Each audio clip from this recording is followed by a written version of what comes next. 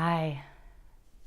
Today, the subject is self-acceptance. I've had a lot of questions and it all comes back to finding a way to, I would use another word beside accept, but surrender to exactly what and who we are at the very moment that we think about ourselves in terms of when we tend to judge or when things are challenging us and we tend to be harder on ourselves.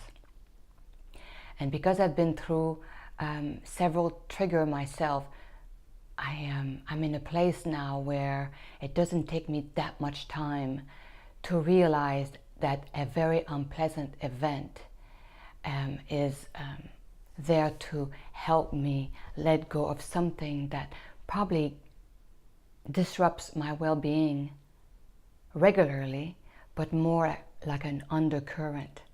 And so I'm not actively processing it in order to not be triggered by it anymore because I'm not quite aware enough. We'll get back on that. What is aware enough? So I've had those triggers on and off, the very same thing, and I'm moving through it right now. So I thought it'd be a very real thing for me to discuss right now because I am moving through it. I can feel it right here in my stomach, my chest, and a little bit in my throat. It tends to make me nauseous a little, and my head gets foggy, cloudy. Sometimes it goes into headaches. And I have discussed that with you a little bit, the fact that for whatever reason, I've been born in this life with a very direct connection to my physical well-being. So when I am out of harmony in my heart, in my emotion, in my thoughts, in my thinking process, my body will radically and readily mirror that discomfort. So it's a blessing. It took me a long time to realize that. It's a blessing because I just don't get away with anything. And it was part of why I got myself so sick way back in my 20s and my early 30s, because I was unconscious and unaware, not in the place where I was ready to really acknowledge what was it emotionally, psychologically, that was just not for my greater good. I was deeply unhappy there behind my solar plexus, there in my heart, but too busy to survive and too busy to fit in and too busy to analyze and justify or beat myself up, or if none of these things were enough, then act it out and in a very active way being destructive. So sabotaging myself in my relationship mostly, but eventually it sabotaged me in my work because I became so physically ill that I couldn't work. And again, that was a blessing because I couldn't escape that which needed desperately to be acknowledged. I couldn't run away from it anymore. So I was on my back, literally, as some of you may be aware of, and unable to work, go to school, study, deep fear of survival. So it's quite challenging to deal with your spirit and your emotions when you're in survival, really in survival, meaning you don't know if you'll have a roof, food, a place to stay. And some of us can wake up like that in those moments, pure, awakening.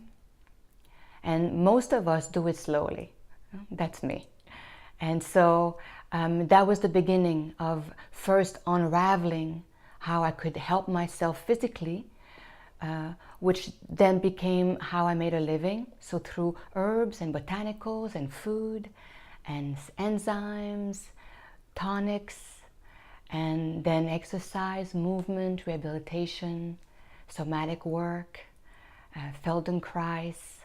And gradually my life moved me because my deep intent in life was to be at peace, to be in harmony, to be coherent, to be here, now, present, and completely satisfied with that, whatever that is. And it took me all those decades to be here now with you and discuss this path, which is a path that most of us are on. It doesn't matter where on that continuum we are on, the path of self-acceptance is the one that we all yearn for. We do all these things to fit in, to be loved, to be accepted, to be granted someone's attention, to have a raise, to be famous, to be rich, to be loved, ultimately. And on our seeking and seeking and seeking on the outside, at some point, if you're blessed, and we all will be blessed, and we will all come to that moment in time. It doesn't matter if you're like me, believe in many lifetimes, or in this particular life, at some point, we all wake up to that aspect of ourselves, because that is what we are.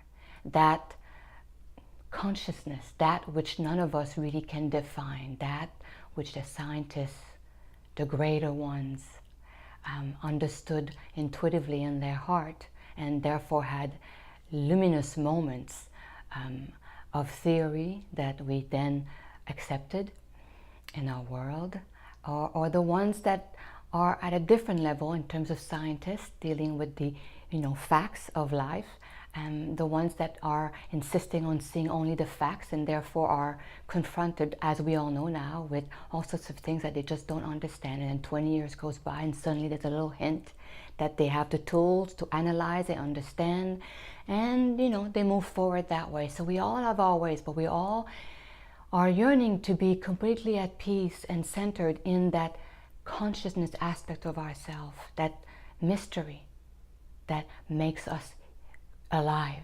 here, and flowers and dogs and hummingbirds, everything, the ocean, the sky at night, the sun. So that is also what we are, that place which is in complete harmony, which it doesn't mean that there's not obstacle coming your way, but it's harmony, it's at peace, it's in acceptance. And that doesn't mean surrendering to inertia and doing nothing, which is how most will hear me speak that way and then assume that I mean doing nothing, being passive. And it's quite the opposite. When you have all your energy in you, within you, ready and available to create, then you create, and there'll be challenges and obstacles and no-sayers and all that, but your energy is not busy compensating. It's not busy trying to please that individual, that situation, or please that lack, that empty space somewhere in you, or that block. You're not busy trying to cover that up or go around it or act as if it's not there. You're accepting that which is. Which brings me back to the very beginning of this conversation, where I am dealing now with all those physical, that nausea and that uncomfortableness and that feeling inside of me.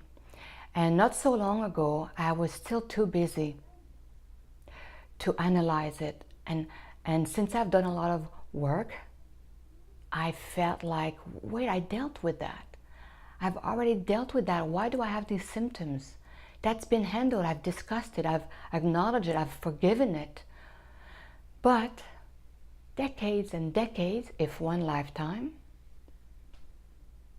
millions of decades is more than one lifetime, but this illusion of time, this accumulation of patterns and habits and belief systems in you, takes a little while to move through in the density of the body. And thank God it's dense. Otherwise we would have quite an impact when things are not coherent and having an impact with life, and then you would really feel the impact. But the body is denser, so it gives you a buffer. You have time to see it and perhaps letting it all go before it has to really sit deep into your physical beingness. So for most of us, a lot of stuff has accumulated in the way you see yourself, think of yourself, judge yourself. All these things that you think you messed up, you really did not do well.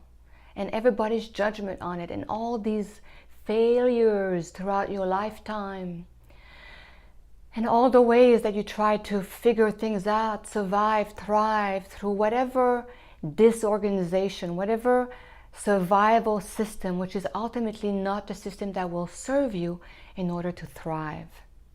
It did serve you, and therefore you have to thank it. And you can see, and I can see, how it has served me to move through certain situations, because I was not willing to sit and feel it without judging it. So right now, today, I have all these feelings in me, and they're intense, and I'm practicing not analyzing it and not judging myself. And anytime my thought is trying to get me into the fear of the very situation that I'm sitting in, I don't go in it. I just, no, thank you, not now. And it comes back, no, thank you, not now. And I move into the moment. Right now I'm okay. It's just nausea, it's a headache, it's all right. It's all good. And I'm trying to breathe through it, and without self-indulgence, really see that I am nauseous, that I am constricted. There's a sort of a river of anxiety, of tension. And it moves between my shoulder plexus, stomach, and my throat, and sometimes it shoots in my head. And I'm moving through it. And I'm glad that I'm living it here with you, because I have touched on this particular way of processing emotions when I discussed food eating disorders, one of my very first video. And I remember thinking, God, I hope people can understand how valuable, not because I say it, many have said it throughout the centuries. I'm just another human being who's experiencing the truth of it, that is the shortest way to your freedom. So we all yearn freedom, coming out of all these uncomfortable emotions that are created because of the fear of the events, fear of the day-to-day, fear of challenges.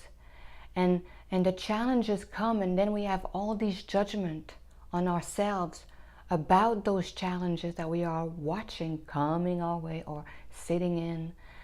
And then we try all these things like an obstacle course, right? Getting through or getting over or getting around at all costs. Whew, okay, I'm done with this one this time. And the goal is to use this one this time as a way, a portal into your freedom, so that you do not need to recreate another version of that, because you had the courage and you had enough love to sit and accept yourself as you are, with the fear, the emotional intensity. If I throw up today, I'll throw up. Wherever it needs to go. But chances are, if I can sit with it and accept it and allow it, and not try to fix it or figure it all out, chances are I'll move through it with more grace and ease. And I do ask for the Almighty I Am presence to come in and support me, and thank it, because I know as I ask, it is done. And if I allow, because you can ask, it can look for it, it can look for the portal in to support and enhance that movement of surrendering and self-love. But if I ask, and then all my thought and my judgment on how that is not real, that's not happening, because, oh, as a human being, I've already figured out the whole mystery of life, right? I understand it all, so therefore this, I've decided with my little brain that it's not true, therefore it cannot happen because I can't prove it. But I say, ask, and the work is in allowing that help to come in, because your intent is to let it in. Your intent is whatever is good, whatever wants you to be at peace and healthy and thriving. and kind and loving and allowing abundance, your intent comes for your own self. It is that. It is that allowing. It is that thriving. It is that abundance. It is in complete acceptance of that which you are. And so you're just wanting to reconnect with that by asking sometimes. The trick is to allow the help. So here I am today. That is what I am doing, learning to just be with it. That is self-acceptance for me. Each time I truly learn from a situation like this, the situation rarely comes back. And if it does, I recognize it faster, and I welcome it completely and better. And then I move through my freedom faster.